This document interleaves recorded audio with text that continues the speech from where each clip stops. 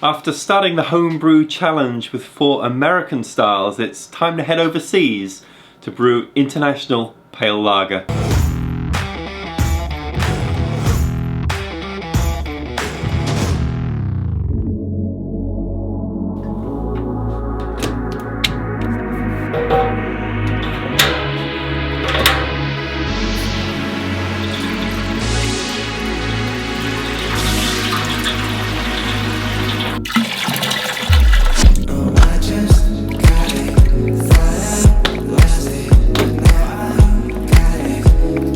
I set my iMac up down here in the brewery so that I could edit my videos as I go, but do you think it looks a little bit out of place? Anyway, today is International Pale Lager Day, and even though this style isn't the most flavour forward of beers, it is the beer style that I grew up with when I started to drink beer a lot in England, and I'm looking forward to brewing this one. Now, while I get the water heated up ready to get started, let's hear from a professional brewer about this style.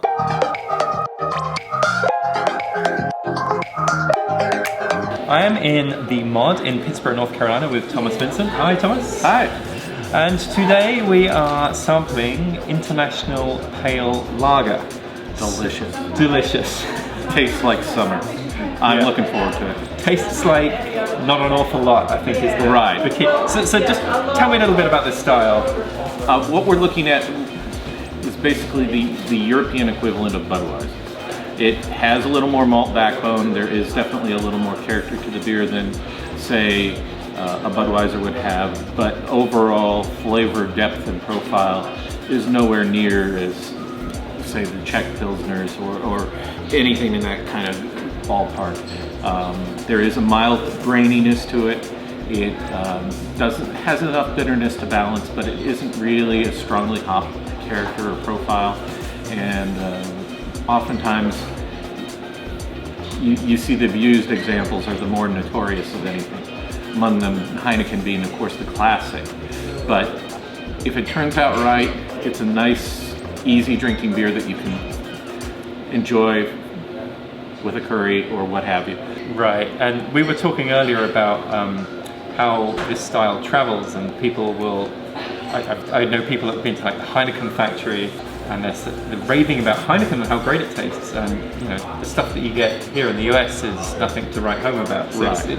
It seems like that is an issue with some of these beers. And the travel really does make it suffer. And you think about it, if it's on a ship for that long a distance and traveling, it will impact the beer. Thankfully, being this Asahi Super Dry, being brewed in Canada, actually made the trip in a pretty good fashion, it seems. So. Yep. So let's give this one a try. Asahi Super Dry, Japanese beer made in Canada. And there's a little sweet and a little bit of malt, and that's about it. There's not even really much bitterness to it.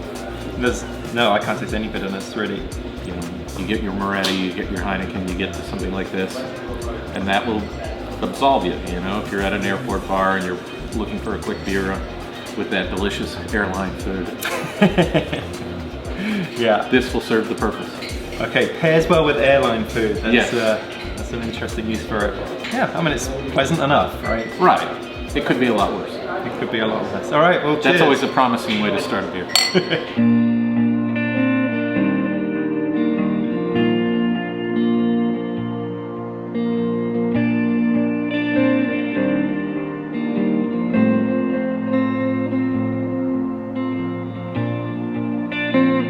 So, ingredients for this beer.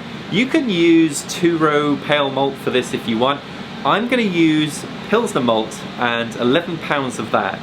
And then just to give it a little bit more character, I'm going to put 1 pound of Vienna Malt in with the grist. Now for specialty malts, I am using just a touch of Acidulated Malt, just 5 ounces of that, just to give a little bit of bite to the beer. And then another 5 ounces of Caramel 10, just to add a little bit of sweetness. It's a good day for the road, and time goes so fast. So let's talk hops.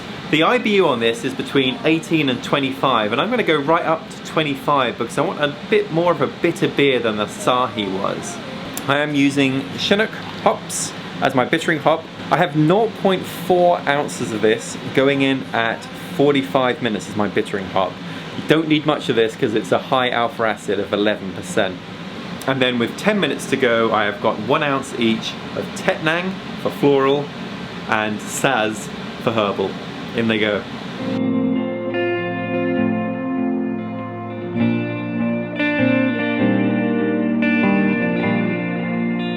Chilling the beer now. This is a lager, so I'm probably not going to be able to get it all the way down to the recommended fermentation temperature of 50 to 55. So I will just chill this as much as I can, then I'll put it in my chest freezer and let that do the rest.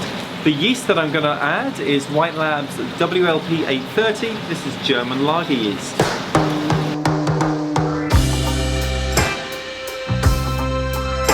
So tasting time of international pale lager. We have 2 participants here, one which will partake, which is Kelly. So Kelly, first of all, international pale lager, what do you think of the colour? It's very light. You know, like straw? Yeah, straw colour. It's definitely living up to its pale name, yes, right? For sure. I would say not much going on with the aroma. It smells a bit like light beer. Yes, the same beer. Yeah, That's what it smells like beer, alright. Okay, so the most important thing, let's try the taste.